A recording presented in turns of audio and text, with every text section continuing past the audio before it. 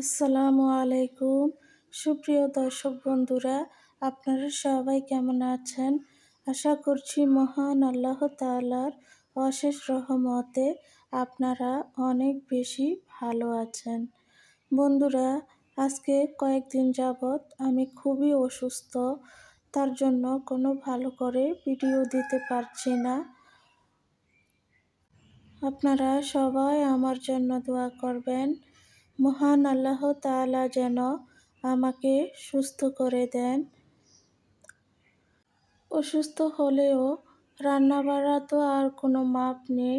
রান্না তো করতেই হবে, খেতেই হবে। নিজের জন্য না হোক, আমার তো একটি ছেলে আছে, ওকে তো খাবার দিতে হবে। তার কথা চিন্তা করে রান্না করতে আসলাম। এতক্ষণ শুয়েছিলাম, শরীরটা খুবই অস্বস্তি লাগছিল। ভাবতেছিলাম কি রান্না করব নাকি না করব। তো আবার মাথায় এটা আসলো যে ছেলেটা স্কুলে গেল সকালবেলা হালকা কিছু নাস্তা খেয়ে, তো 4টা বাজে আসবে। ঠিকমতো খাবার না দিতে পারলে সে হয়তো কিছু বলবে না, কিন্তু ক্ষুধায় তো মনে মনে ক্ষুধা মিটিয়ে রাখবে, কিন্তু আমার কাছে কিছু প্রকাশ করবে না। ছেলে তো বোঝেনি তো, আজকে 3 বছর ধরে অসুস্থ, ও তো সব কিছু দেখেই আসতেছে। ও তেমন কিছু বলে না, কি করব বলেন। গত কয়েকদিন আগে ডক্টরের কাছে গিয়েছিলাম, উনি ওষুধ কিছু কমিয়ে দিয়েছিল। আমার 7টা করে ওষুধ চলতো প্রত্যেক দিন। 3টা ওষুধ বাদ দিয়ে দিয়েছিল, তো 4টা ওষুধ এখন দিয়েছে। তো এখন আমি আবার অনেক সমস্যার মধ্যে পড়ে গেছি। মানে আপনাদেরকে বলে বোঝাতে পারবো না। একমাত্র মহান আল্লাহ তাআলাই আমার দুঃখ কষ্ট সব কিছু বুঝতেছে এবং দেখতেছে।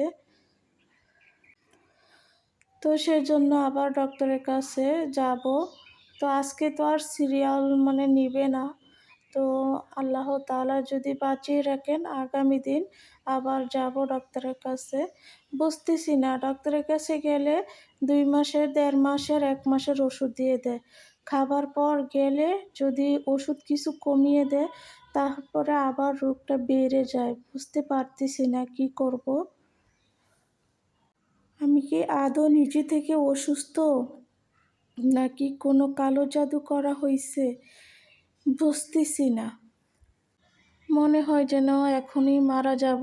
শ্বাস বন্ধ হয়ে আসছে, দম বন্ধ হয়ে আসছে, এখনই মারা যাব। তখন খুব ভয় লাগে। তো বিছানায় পড়ে কাতরালে ছেলেটা মুখের দিকে তাকিয়ে থাকে, তখন কলিজা ফেটে 2 ভাগ হয়ে যায়। শুধু চোখ দিয়ে বেয়ে বেয়ে পানি পড়তে থাকে, কোনো কিছু মুখ ফুটে বলতে পারি না।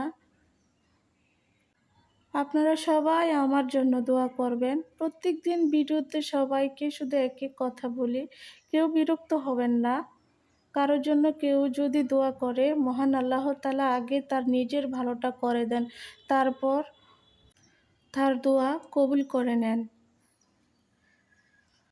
আপনাদের সাথে কথা বলতে বলতে, দুঃখের কথা কষ্টের কথা বলতে বলতে রান্নাটা করে ফেলেছি। আজকের রান্নায় কোনো গুঁড়ামরিচ ব্যবহার করি নাই, শুধু কাঁচামরিচ দিয়ে রান্নাটা করেছি।